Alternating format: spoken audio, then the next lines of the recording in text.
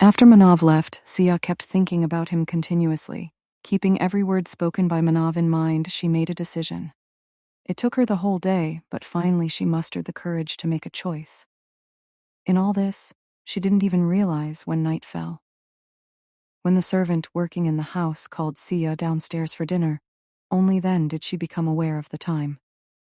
She had told the servant, "We will eat together when Manav comes." After that, the servant of Manav left.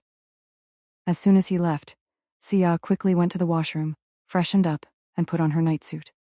By then, she could hear the sound of many cars outside the villa, which made her realize that the grumpy Manav had arrived, so she hurriedly got ready and went downstairs. On the other hand, Manav had also arrived and knew that Siya must not have eaten yet. Therefore, he immediately went to his room, changed his clothes, and came downstairs as well. By then, all the servants had arranged the food on the dining table. Siya was sitting there waiting for him. He quickly came and sat on his chair. Their battery of servants served them food. After serving the food, Manav signaled them to leave. The servants were eagerly waiting for this. They dashed away like a flock of sheep, as they all knew that this monster only pretended to be nice in front of their madam. So they thought it was better to leave quickly, without taking any risks. As soon as they left, both were eating peacefully. Manav didn't say anything to Siya, but she felt his gaze on her. Therefore, she stopped eating and looked at him, then asked, "What do you want to say?" To which Siya immediately replied, "I have made a decision about what I want to do." Manav asked, "And what is that?" Siya said, "I want to meet Grandpa once." Hearing this, Manav nodded his head, and taking the next bite of food, said, "Okay, we will go to the hospital tomorrow." To which Siya questioned, "But why the hospital?" Manav said very calmly, "Mr. Old Rao's health suddenly deteriorated, so he has been readmitted to the hospital." He was telling this very casually, as if reading an advertisement in a newspaper. But hearing this, Sia's condition worsened. Seeing Sia's reaction, Manav said in the same tone, "No need to react too much. Finish your food quickly and go to sleep. In the morning we will go to meet your grandfather." Siya realized that the grumpy's mood was not good today. Therefore, she didn't provoke him and quietly finished her food somehow. She didn't feel like eating, but because of Manav's house, she ate quietly. After finishing her meal, like a good child, she wished Manav good night and went to her room to sleep. As soon as she left, Manav also got up and went to the study room and started working continuously late into the night. It was Manav's habit to keep working. Before Siya came, he would sometimes not come home for months because his family was not very large. His mom and dad had died, along with the rest of his family members in a major car accident.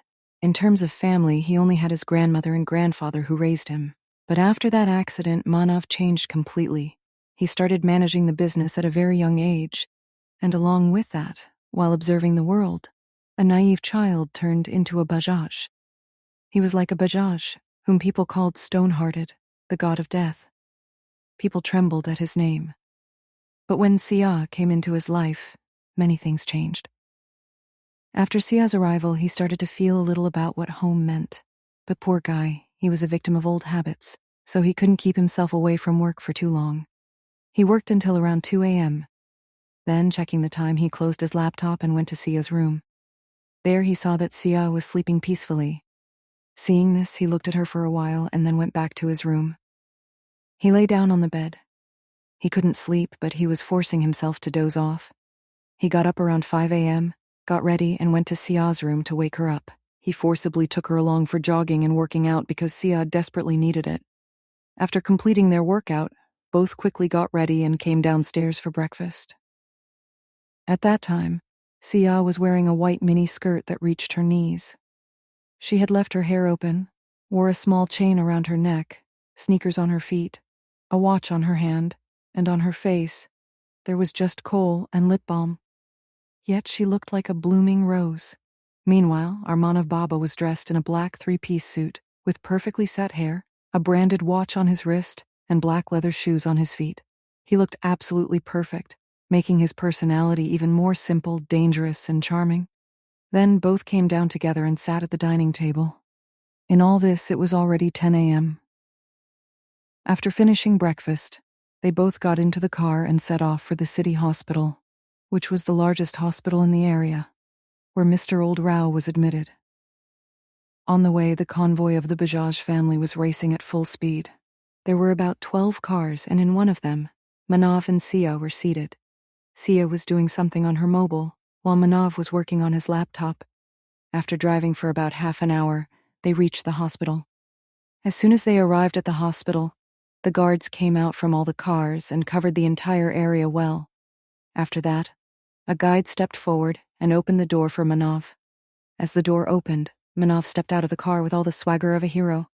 On the other side, Siya also stepped out. At that moment, both looked very dashing and cool. A dangerous, handsome Hulk and a delicate fairy. What a combination. At that moment, both had the same expression on their faces, cold. Because being with Manav, Siya had also become somewhat like him.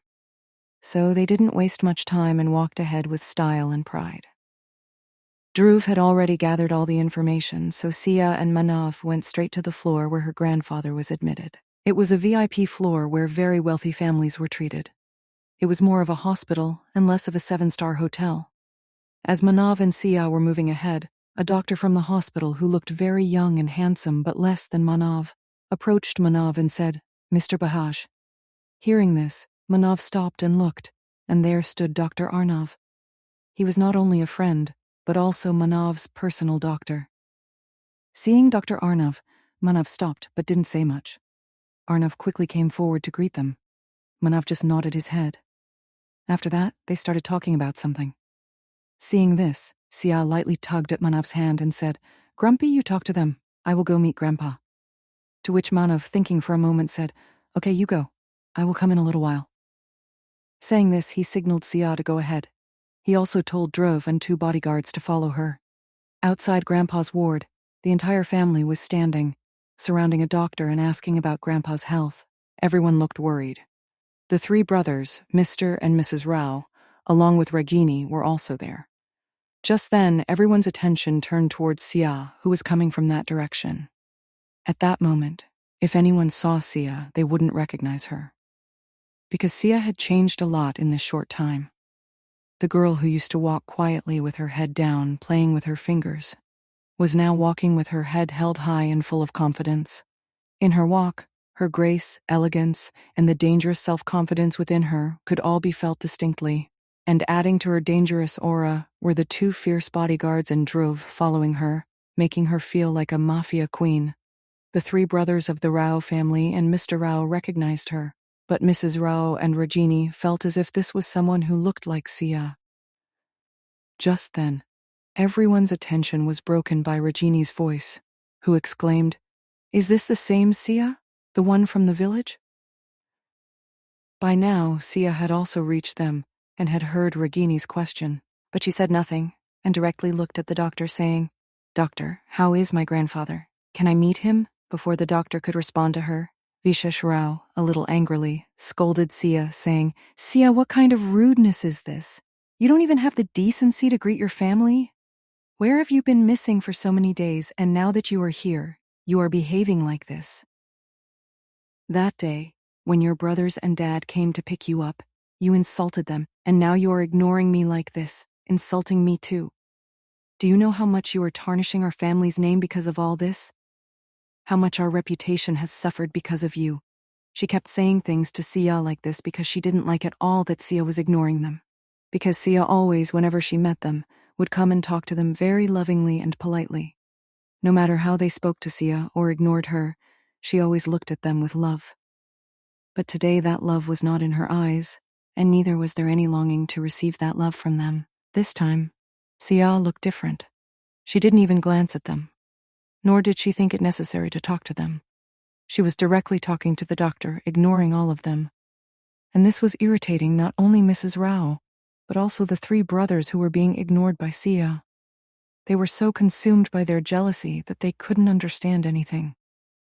But bringing them out of this was Siya's cold voice, which, looking at Mrs. Rao, said in a cool tone, "Mrs. Rao, are you saying something to me?